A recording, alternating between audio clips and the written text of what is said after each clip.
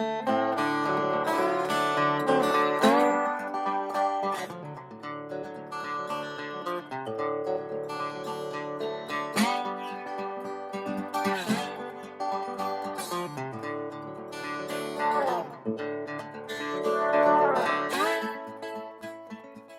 welcome to Thinking Green. Today is Martin Luther King Day, and I am joined on today's show by Ann Schiebner from St. Francis House. And we're recording the show on Monday to be aired tomorrow on Tuesday. And we will be talking about the treaty on the prohibition of nuclear weapons, which came into force almost exactly a year ago. So welcome, Ann. Thank you. Good to be here. And I guess you might want to start out just talking a little bit about St. Francis House, which is one of the members of the Connecticut Committee to ban nuclear weapons. Well, St. Francis House is an intentional Christian community, 3032 Broad Street, and we've been in residence in the community for 22 years now. And part of our ongoing work is Peace Witness. We're a place of prayer, a house of hospitality, and a center for peace and justice ministry. And when the first Southeastern Connecticut Peace and Justice Network was looking for a home, we were able to help with that as a regular meeting space. And this latest effort of the Connecticut Committee for the Prohibition of Nuclear Weapons, I think, stands in that line of continuity and is particularly appropriate this year for all sorts of reasons. So we're delighted to yet again be one of the sponsoring groups for this witness on Friday. And like 20 years ago, both St. Francis House and the Green Party were members of the same coalition. And to say that since the mock terror attack on New London, which is probably, probably 15 years ago at this point, they started that event, which spent several $1 million on a mock terror attack on New London. And they started it on April, the anniversary of Dr. King's Declaration of Independence from the war in Vietnam. And so we have since then, every April 6th, have gone ahead and read the Declaration of Independence from the war in Vietnam in its entirety. And you can just substitute the different wars we've been involved in since Vietnam in that speech, and it is still so resonant. And the opposition that Dr. King so eloquently expressed against racism, militarism, and materialism, I think is really embodied in this effort to look for ways to transform the 100,000 a minute that we're spending on a new generation of nuclear weapons. I think he would be horrified. And as he says in that speech, a country that spends so much of its wealth in the pursuit of weapons is in danger of losing its soul. And I think we're very much on that precipice, even as we speak. I think we are, and I'm going to share a banner from one of our actions. I believe it was from one during a Coast Guard Academy action, not really exactly a protest, but I think we wanted to point out that, there is a certain tendency with people who had these profound ideas to put them on a pedestal, after they're gone, and kind of forget about the hard message part of what they had to say.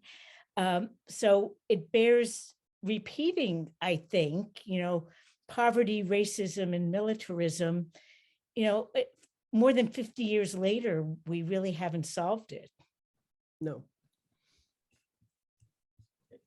And it's good to be coming together, not because we think that any particular witness is going to change the world in that sense, but to remind us not to be changed and to become dispirited and hopeless, because Dr. King certainly embodied the ability to endure to the end.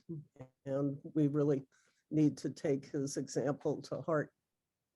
So last year, it was kind of inspiring that the Treaty on the Prohibition of Nuclear Weapons, had 50 countries sign it, and it came into effect on January 22nd of 2021.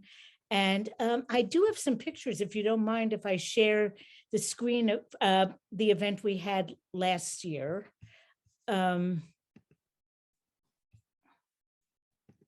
So here, so this year is the anniversary year, but last year it actually entered into force. This is the banner that was used. I think we had this banner here in New London, but it was used more broadly to publicize that this happened. And it's a pretty comprehensive mission. Bans the development, testing, production, manufacture, acquisition, possession, stockpiling, transfer control, receipt, use, threat, stationing, or deployment of nuclear weapons.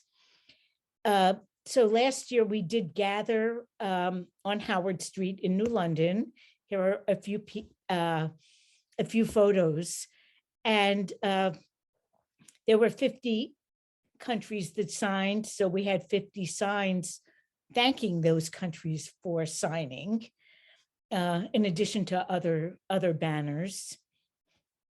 And here you can see the names of some of the countries. If you look at it, most of the signing countries are small, and I just can't even imagine what the mentality what it must feel like to be a small nation among these superpowers who have the ability to really wipe out everything. And here's one more photo from last year's demonstration. So let's.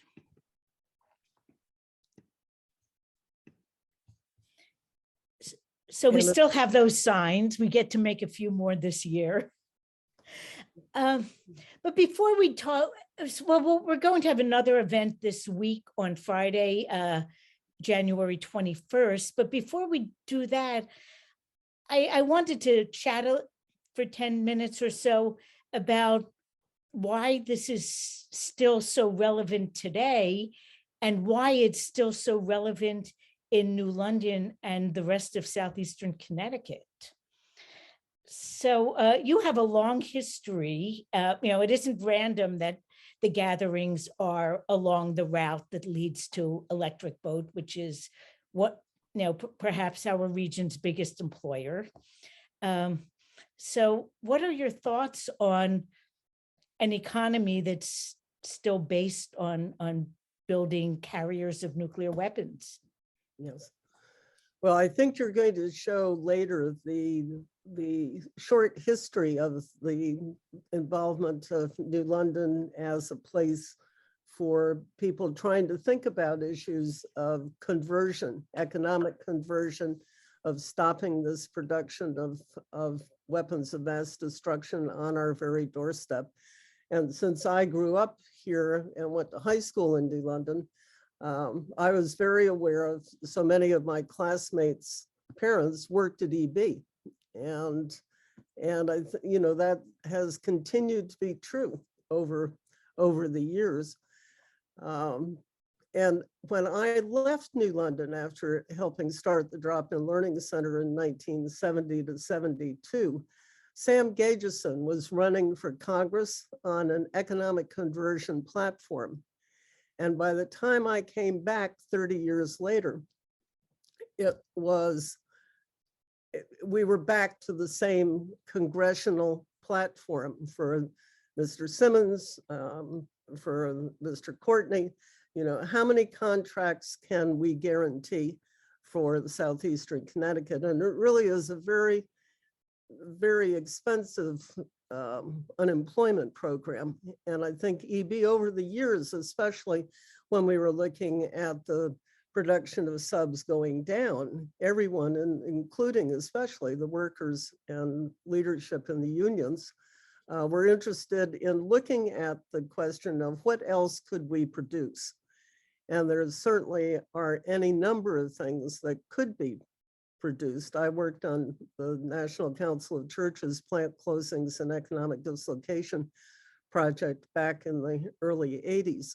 And I think it's the same kind of thing, that the inability to come up with a better use of our material resources, as Dr. King called for it. And it was April 4th, by the way, it wasn't April 6th, just to correct that in my earlier statement, but that we need to be doing something that is more imaginative and brings people together, because I think everyone would rather be producing something that would solve our mass transportation problems, solve our energy problems. And we have skills and knowledge and talent, and all of those things need to be brought together in ways that are not being honored at this point. As you were talking, it was occurring to me that, you know, right now there are huge problems in supply chains, and it's largely because so much of what we really need is produced far away, and what's produced right in our backyard is really something that we actually don't want to be using. And when they are being utilized, they're not being, you know, kept in the Thames River. They're going all over the place. So it just seems backwards to me that we're importing train cars or, you know, buses or, you know, energy, you know, batteries and all this other, you know, high-tech stuff. And we have the engineering know-how and the raw materials to do so. And we're using them for things that are not things that our people need on a frequent and recurring basis, so to speak. Yes. You know, and I do want to point out also that when we think about what the real problems that we're worried about right now, I mean, climate change, you know, this is a shoreline area, and, you know, sea level rise could have a huge impact on us. And like, how does building subs address that? There are housing crises, you know, empty upscale places and a lot of people who can't find affordable housing. How does building subs address that? There are, you know, so many issues that we're, you know, that we're kind of plagued by. Healthcare access. How does building subs address that? And it doesn't, except in a way that there's a hope that it will bolster our economy so much that everyone will benefit from the bubble, but they're not. Well, and I think nobody likes to think of the submarines that we build as delivery systems for weapons of mass destruction. And the idea that, you know, this started many years ago, so it's Republican and Democratic administrations together bear responsibility for trying to develop a new generation of nuclear weapons. And to what purpose? I mean, nuclear annihilation is something that subs can't protect us from either. And one would think that New London might well, and Groton would be ground zero, you know, if anyone were tempted to try to eliminate our ability to do a counterpunch kind of thing. So it was mad, mutually assured destruction many, many years ago, and we don't seem to have progressed. We haven't had any public debate, actually, on this. That was not part of the discussion during the last two presidential campaigns, and I think people are calling for that now. And then that's part of what this treaty represents the opportunity to do. And, you know, in New London, so I'm on the Planning and Zoning Commission, and I find it somewhat distressing that the presence of electric boat in New London is driving so many economic development choices. You know, the kind of housing that's being built is geared towards young single engineers who want to rent nice places in New London, but might not want to make it their home for their lifetime. And I just don't know. We seem to be getting less and less able to adapt to change as we gear our development to this one situation in our current point of time. So the idea of diversifying and just seems harder and harder.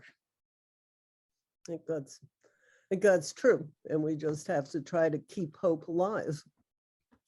And I know it's brought up in the film, the video that we're going to show at the end of this, but I wanted to bring it up here too, the idea of, you know, the workers, the people whose job it is to build these subs, who are many of them skilled workers, either on the engineering side or skilled workers on the actual construction side. And we clearly don't want them to be penalized because of, you know, in the past lack of choice of where they could find work. So could you talk a little bit about how to create a just transition for the people who are working in this field?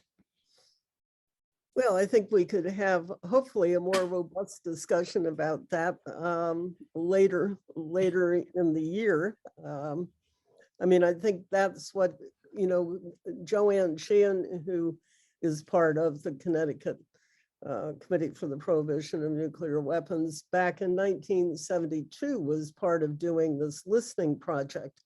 And at that time was when the decline in hiring at EB led the various unions that were part of EB to be interested in looking for alternatives. And I think those are the people who would have a sense as to, you know, what might be developed. And you would think that General Dynamics itself would be more interested in creating a broader base for its ability to get government contracts.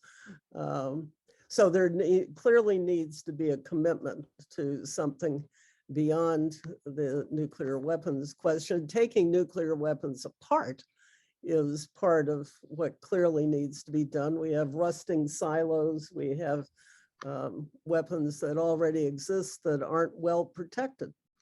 And there just needs to be an accelerated ability to dismantle things safely and use the know-how that we've got to be able to do that. There are a lot of experiments going on now with affordable housing and hopefully with mass transit and with green energy. And, you know, you, I think, mentioned, you know, we're planning on having the windmills coming in from Europe. Why is that happening? Don't know whether EB could do that, but it certainly would be something worth looking at. And a lot of the steel construction skills would seem to be very relevant to looking at all those issues.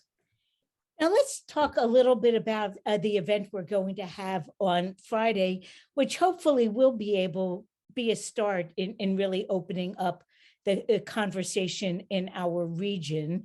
And I am going to share the screen. We'll first see from last year, but oh yes, in the last, I should mention that in the last year, another 8 countries have signed onto the treaty, and some of them still are small, but the fact that Chile and Peru, the Philippines, Cambodia, they're it seems to be a growing trend.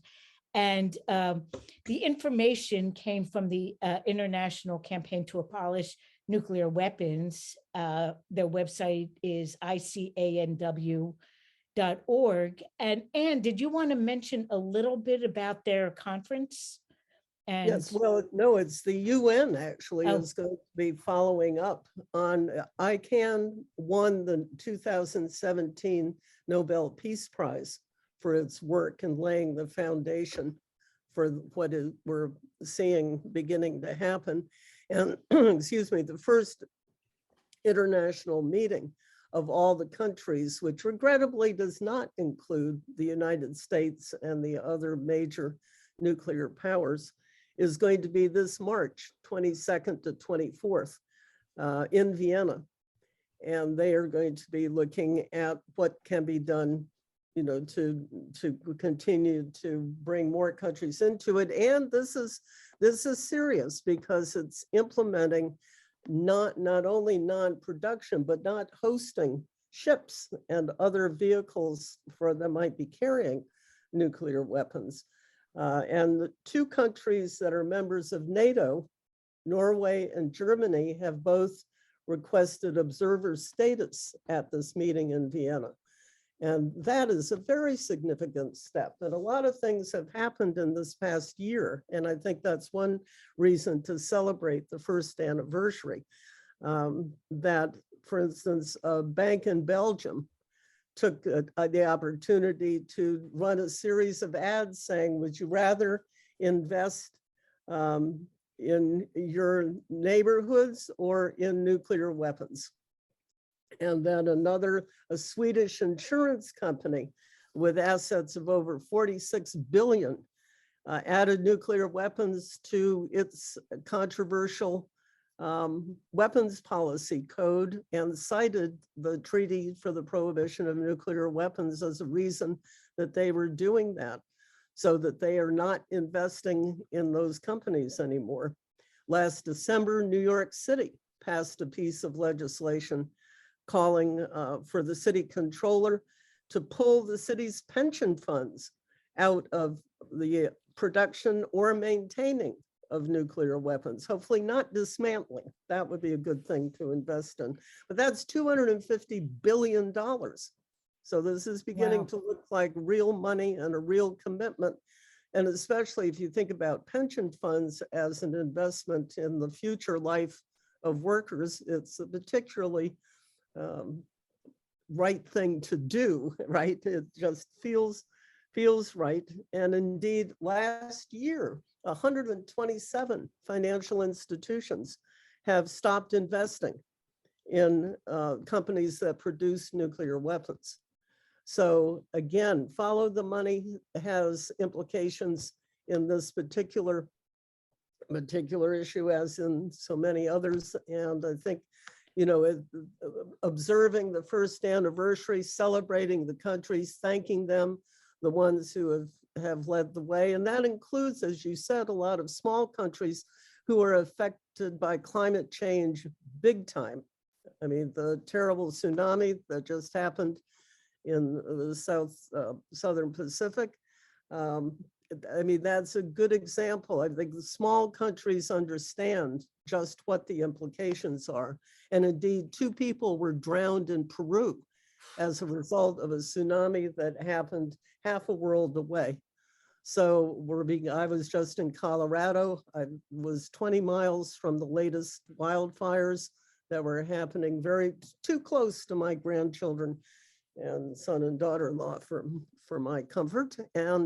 But it's, I think, an example of how we're needing to not compartmentalize, these things, but take an occasion like the opportunity to celebrate the treaty for the prohibition of nuclear weapons and say this is a chance for all of us to come together as human beings.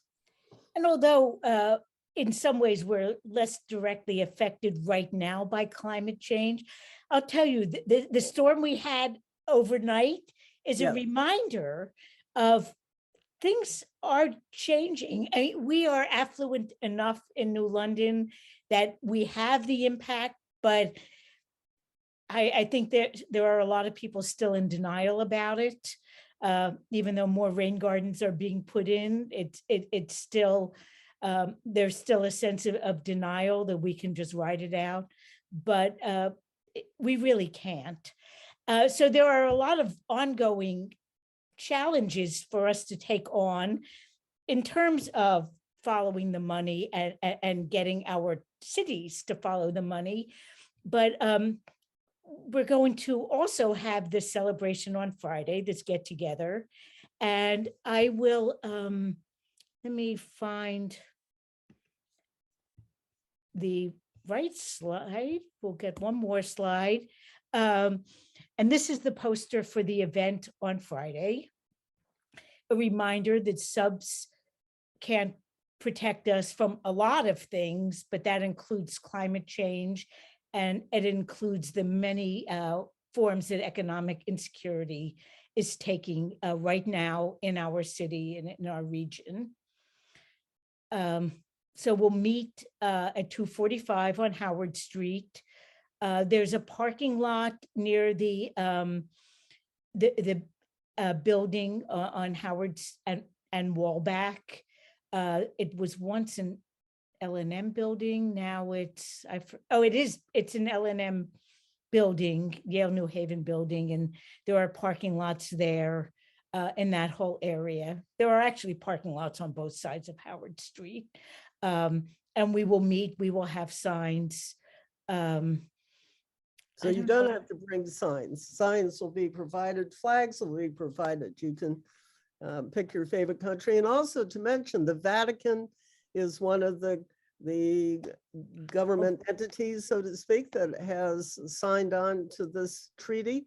And the Archbishop of Santa Fe last week is issuing a call for people to get serious about this. Ireland, I mean, there are a whole bunch of countries that, a lot of Central American and Latin American countries have signed on to this treaty. So it's very exciting. And I think if you are looking for a particular flag, you may be able to find it. You may, you can choose the flag you want or the banner you want. There are nonviolence and COVID safety guidelines. If you get a chance to see the poster, there is a QR code to lead people to that. And it was organized like last year's event by the Connecticut Committee for the Prohibition of Nuclear Weapons. So please, we do ask people to join us. It's a great experience. It's an opportunity to bring visibility to something that really does affect us more than we want to think about on a day-to-day basis. And it's outside, so bring your masks, but we will practice social distancing and be there in force. Yes, we have a space that's probably about the equivalent of 3 blocks long. I mean, it's been kind of merged, but people do have a chance to distance quite well. And, we'll have 58 signs.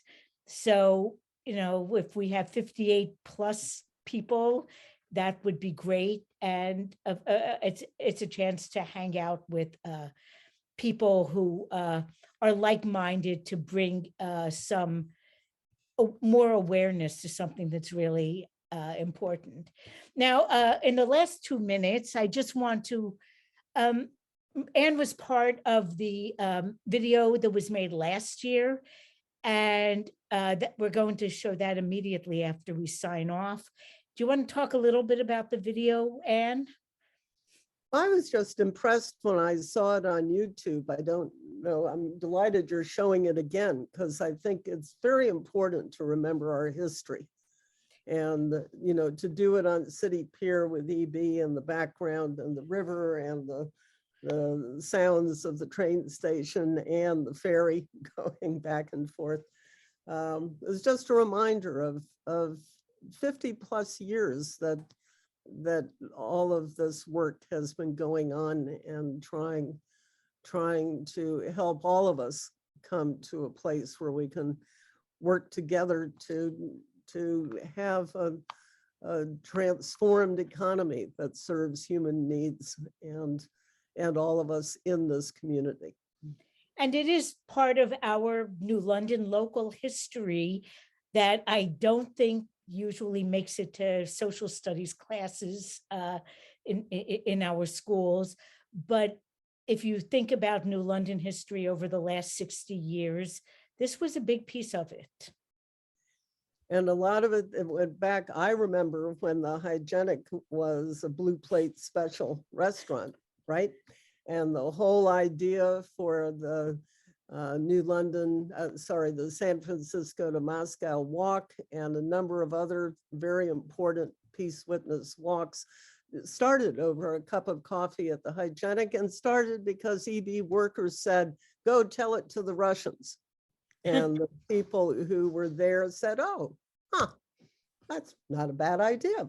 So they did both, right? And we're still trying to do both. And I think this treaty is a witness to the fact of trying to, and ICANW, the work that they did, the one on the Nobel Prize in 2017, are trying to do this on an international level. And that's a wonderful thing to be part of.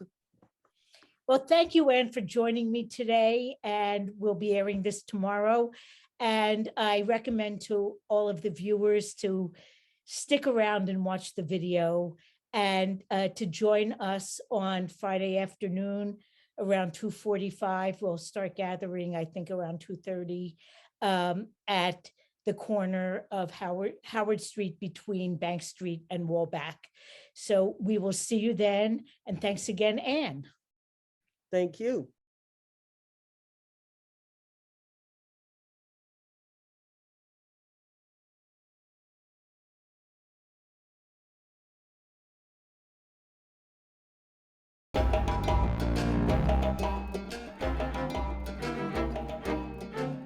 We are here today on City Pier in New London, January 22nd, 2021. Today, the Treaty for the Prohibition of Nuclear Weapons goes into force, as they say, goes into effect. And we're here today because we want to begin this process and this day by remembering the first people who came to oppose the building of the submarines here in New London, Connecticut. So the Committee for Nonviolent Action started in the late 1950s as an organization to really focus on the buildup of nuclear weapons. And they came to southeastern Connecticut, according to their own information, to quote unquote, educate Americans to the realities and dangers of the nuclear deterrent policy typified by the Polaris submarines and their deadly cargoes of nuclear missiles. And those submarines were made across the river, as all of the strategic nuclear weapons have been made, the submarines. They call their campaign Polaris Action. And on June 1st, they moved into 13 North Bank Street, which I believe is where the garage is right now. There is no more North Bank Street over there. But that's where they wanted to establish themselves, right here in this area, in this community. There was an article in The Day about them appearing. So The Day partially says, the Committee for Nonviolent Action, CNVA, began the first phase of a 3-month protest against Polaris missile-firing submarines today with establishment of a headquarters at 13 North Bank Street. As an alternative to massive retaliation, the peace groups propose the U.S. disarm unilaterally, if necessary, and thus win some. I'm going to stop. I feel like I'm competing with the. I'll go back to reading this. I'm competing with the train station woman.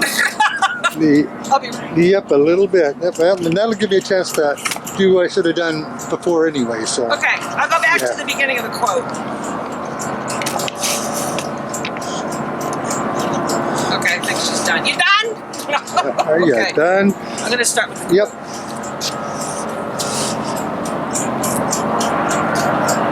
As an alternative to massive retaliation, the peace group proposes the U.S. disarm unilaterally if necessary, and thus win support of hundreds of millions of people throughout the world. Such a gesture, the CNBA maintains, would raise immense psychological barriers against war and would weaken the rationale for aggression. A walk from New York City began on June 10th and arrived here on June 17th in New London, along with the sloop Satyagraha, which came right up here. Satyagraha had what we now know as the peace symbol. CNBA claimed what then was called the nuclear disarmament symbol, which was created by the Campaign for Nuclear Disarmament in England only a couple of years earlier and brought to this country by Bayard Rustin, who was both the founder of the Committee for Nonviolent Action and also most known as the strategist who organized the 1963 March on Washington. So at many, many times there were launches of small boats in this area over decades of people trying to get to electric boat. To prepare for those kinds of summer actions, they organized a 16-day training that took place right there in their office. Those who organized it and the resource people that came were people who had been exploring the power of nonviolent action basically since the late 1930s. They were the first people who really began to talk about about what Gandhi was doing in India. And that included Richard Gregg, who wrote The Power of Nonviolence in 1939, Wally Nelson, who was the first nonviolence trainer for Congress of Racial Equality, his wife Juanita Nelson, who was arrested for sitting in at a lunch counter in D.C. when she was a Howard University student, Dave Dellinger, who was then at Liberation Magazine, and Reverend Fred Shuttlesworth, who was a black minister from Alabama who had been active very early on in the civil rights movement. Barbara Deming came and got off the train right here. She came up to write an article for The Nation magazine about Polaris Action and about the training. She came planning to spend a day. What she said in her article that she wrote was, I'd been reading Gandhi eagerly for the past year, but I expected to be unimpressed by the people I would find in New London. I assumed blandly that if they were in fact impressive, I would have heard about them before this. But she stayed for the whole 16 days and it changed her life. She became one of the most important writers on nonviolence, and particularly on nonviolence and feminism, and as a result being part of this community. At the end of the summer, CNBA made two decisions. One was they used to go over to the hygienic restaurant, and in there they made the decision that they would listen. They had been listening for 3 months to the workers at Electric Boat saying, go tell it to the Russians. You want to disarm, go tell it to the Russians. And they decided to go tell it to the Russians. It was at that day at the hygienic in August that they decided they would walk from San Francisco to Moscow with that message of disarmament. The other decision that they made was that they would stay here in southeastern Connecticut and continue their opposition to the Polaris submarine, continue Polaris Action, and within a few years they bought the farm in Voluntown, thanks to Barbara Deming and her partner Mary Miggs, which is still there. Good afternoon. So I'm Ann Schiebner. I grew up in southeastern Connecticut in Stonington and commuted to New London for 6 years to go to high school. And after I graduated from college, I came back to help start a drop-in learning center. And in 1971, found myself going to a training at the Voluntown Peace Trust for what turned out to be the last Polaris Action, because they were about to finish manufacturing that series of submarines and begin on the Trident. So Marge Swan at that time was in residence at the Voluntown Peace Trust. For those of you who get a chance to go up there, it was a drop ceiling in those days. You couldn't see the American cedar beams, you couldn't see the colonial fireplace, but thanks to Chuck Mathai, you now can. But the training is what I remember, and particularly because my high school classmates' fathers worked at EB in management, basically. I talked to Cal Robertson this morning. It turns out that both his parents worked at Electric Boat. It really was the employer for this part of the world. And what I particularly appreciated about Marge Swan and her training was the respect that she felt that we owed to the people who worked at EB by dressing appropriately. And so I wore my best blue suit and jacket and my grandmother's pearls, which I wore again today in honor of the occasion. And so it's 50 years ago, hard to imagine that.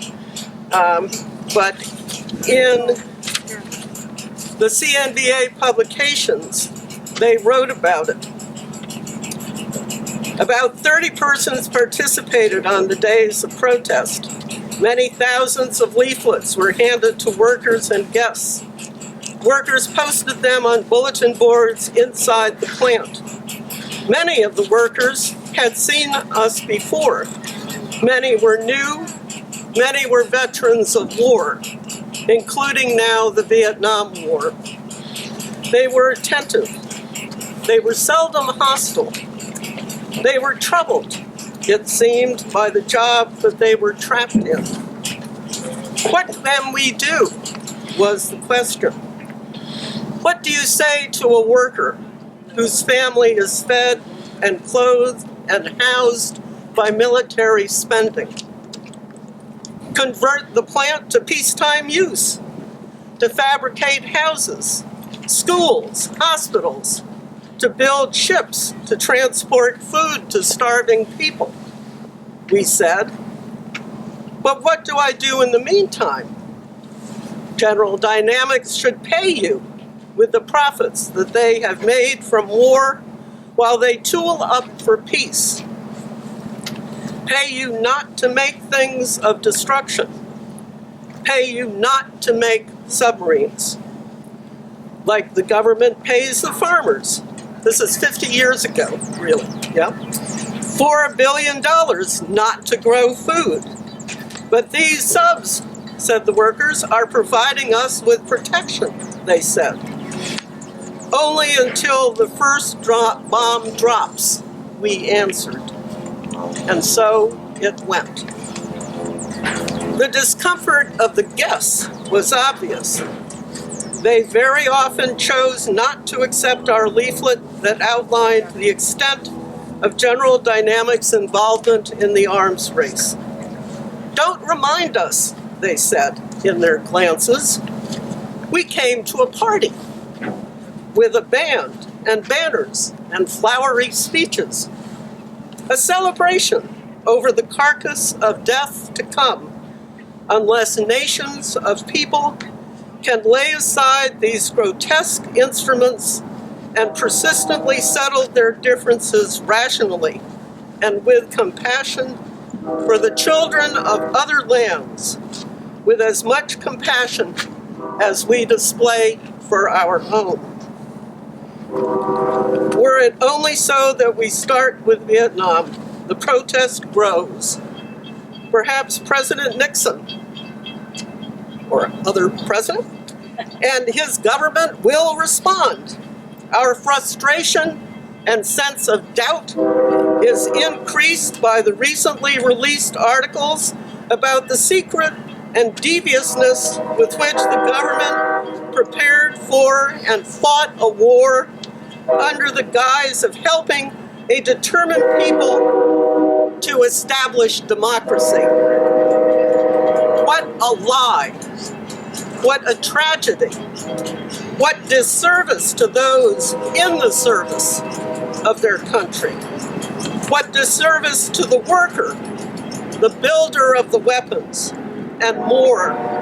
What of the receivers of these instruments? What deception is being practiced today that we may discover years hence, or maybe never find out? It's all connected. Electric boat submarines, the war in Vietnam, the hunger for food and justice and peace. CNVA hopes that one day right will prevail.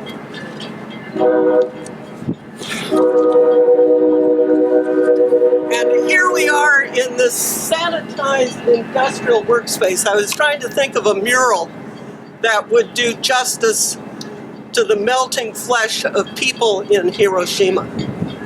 Because the images that I grew up with were of vacant shells of buildings. The idea that people suffered in the dropping of those weapons was totally not in the history books. We have to find a way to help our young people understand what's at stake, and hopefully their children will not have to be here 50 years from now. Thank you. But submarine, as we know, submarine production continued. The Polaris became the first submarine with nuclear weapons on it. And then the replacement for that became the Trident submarine. The keel laying of the first Trident submarine was in April of 1976. And Liz McAllister, who was right here holding the sign, was one of the 8 people who went to the keel laying of that and attempted to pour blood and was arrested for that. So Liz really gets credit for being both the first group of people to protest Trident, and then as part of the Kings Bay Plowshares, the last group to protest Trident decades and decades later.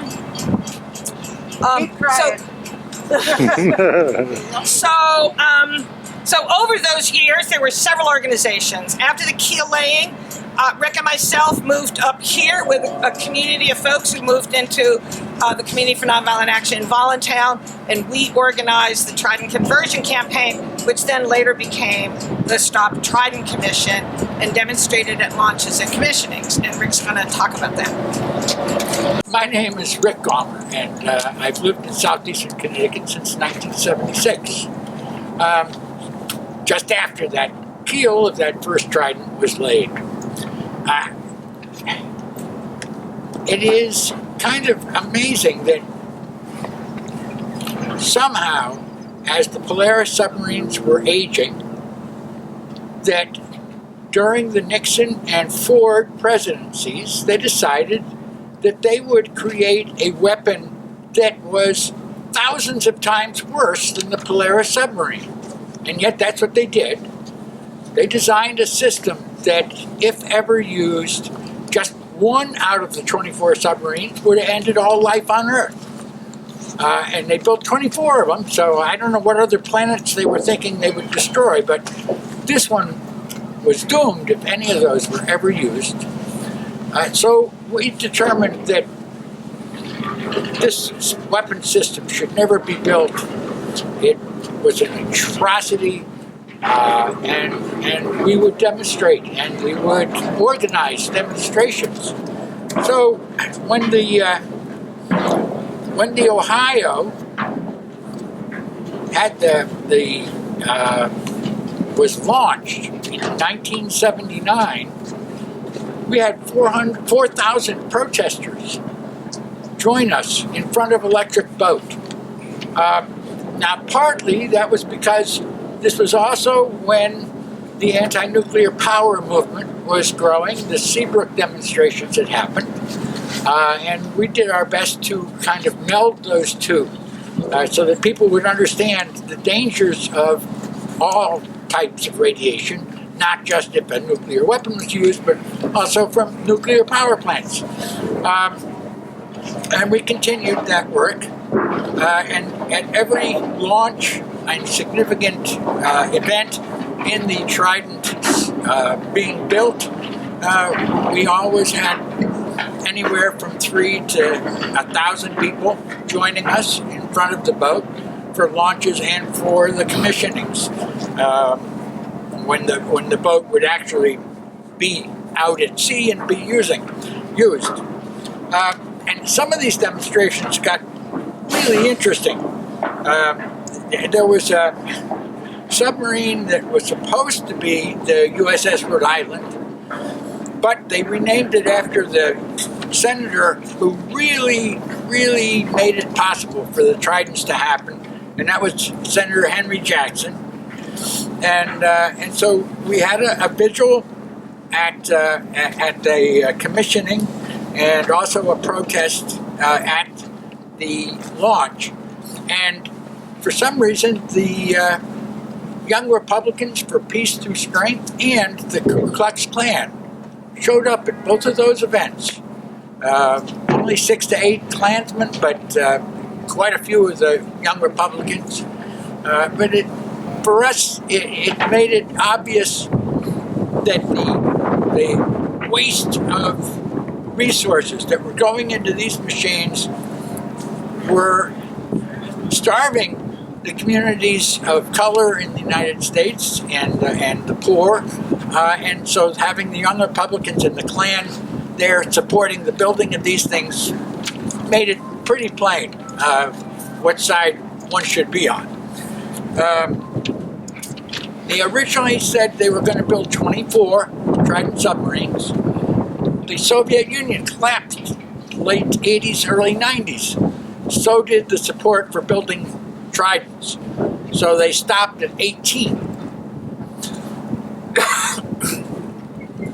18 Tridents. Well, they were plenty. I mean, they were 17 more than needed to destroy the Earth, but they finished them. And then as the 90s rolled along, and as they started working on disarming, on lowering the nuclear threshold, I mean, even to this day, we have got nuclear weapons out there that are just a trigger away from being launched, and it's really incredible. But the Tridents have been cut back now.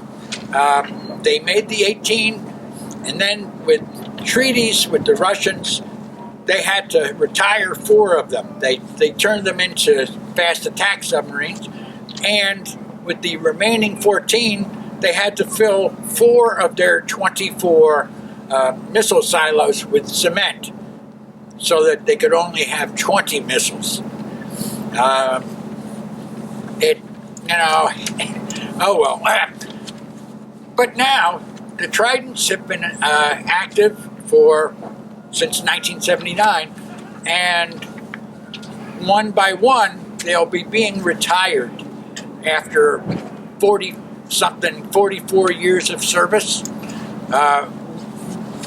By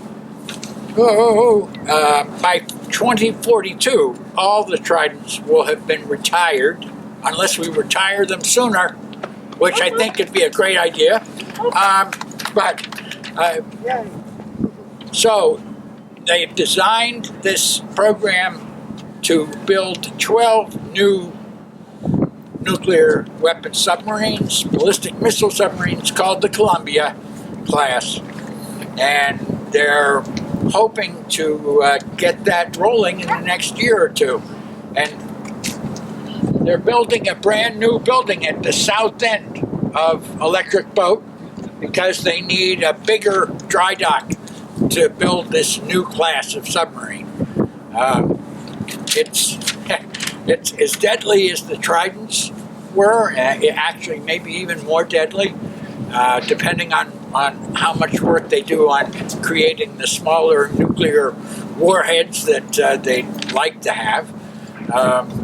At this point, I forget how much we're spending per year, but it's trillions of dollars to make our nuclear arsenal even more dangerous than it is now. All of this is such a waste. and hopefully it will be stopped. Hey folks, we're here today at the bottom of the Thames River, just in front of the electric boat shipyard, where the Trident submarines and fast attack submarines have been built, and where the Navy is gearing up to build the next level of nuclear submarines, the Columbia. And we are here to celebrate the nuclear treaty that is going to be effective as of today. It will make nuclear weapons illegal, and we hope that the 50 signatories and all the other folks signing on to the nuclear ban will join us in celebrating this historic day. Up the river is the U.S. Navy submarine base. Behind us is Electric Boat Shipyard, and the Naval Underwater Systems Center was here on the left. That's where the Engineering Department of Electric Boat is right now. This particular area has been gifted with a number of plowshares actions over the years. I think there have been 3 or 4 in this area. My participation in the Thames River plowshares in 1989 was just down the river here. We jumped in the river and swam up to the submarine, and some other folks took a canoe and paddled down, and we were able to hammer and mark the submarine as the death machine it is.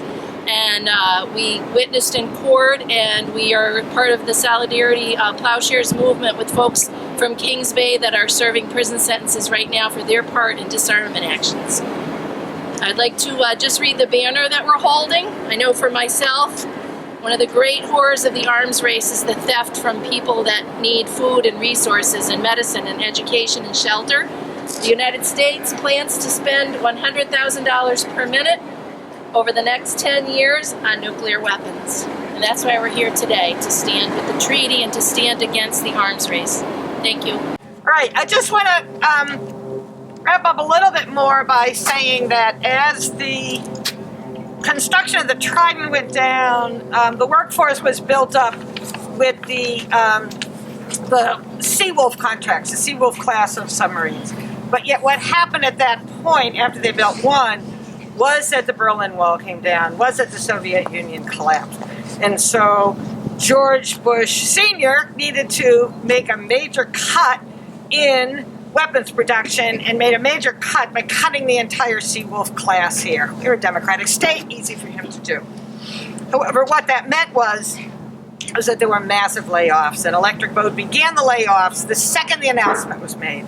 This is an opportunity for those of us who had been organizing for economic, I have my mask on, for organizing for economic conversion in this community for decades, since Bob Swan began to do that in the early 1960s, to really organize. And so we brought together in the early 1990s, we brought together folks from Electric Boat, workers, people in the community. We did listening project surveys where we went out and asked people what their thoughts were about what could be done.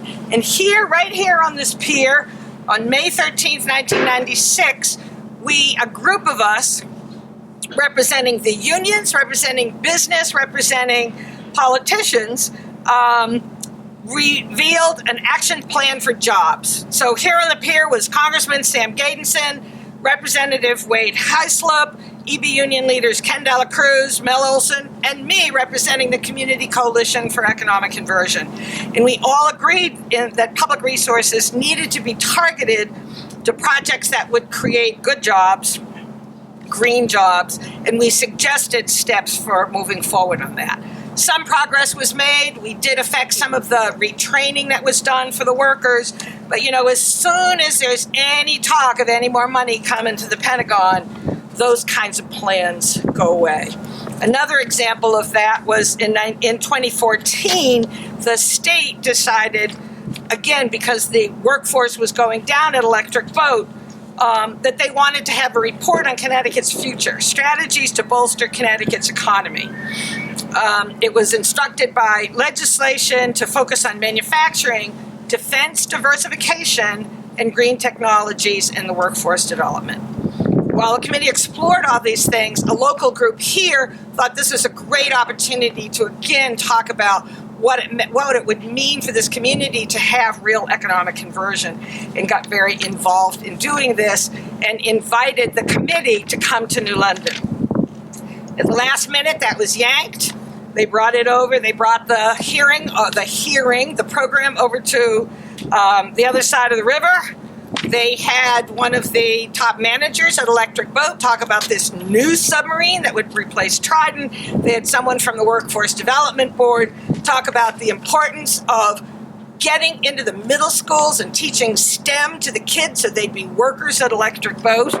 And now we have the Columbia class, which they have just been building up. So every time there's any effort to really look at what else could be done here, it's taken up by corporate profits. It's taken up by the idea of this money.